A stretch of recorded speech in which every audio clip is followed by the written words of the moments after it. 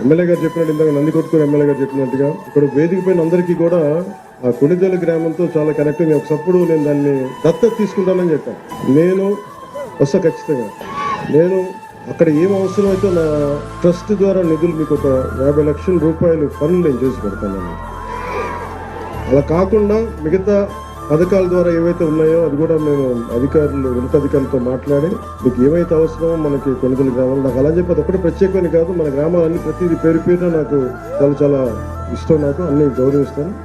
ప్రత్యేకించి ఆ రోజు అడిగారు కాబట్టి నాకు దాని మీద గౌరవంతో కొణిదెల గ్రామానికి నేను వచ్చి నేను మీకు ఏమేమి పనులు కావాలో గౌరవ శాసనసభ్యుని కూడా తెలియజేసి నేను ఆ పనులు చేసి నేను ఇప్పుడు ఆలూరుకి ఎలా వస్తానో ఒక రోజున అలాగే కొణిదెల గ్రామానికి కూడా వస్తాను. మన కర్నూలు, ఉమ్మడి కర్నూలు జిల్లా అన్నీ కూడా ప్రత్యేకించి నేను పర్యటించి ఏ సంస్థ రాబోయే కాలంలో పర్యటించి ప్రతి నియోజకవర్గం పర్యటిస్తాను.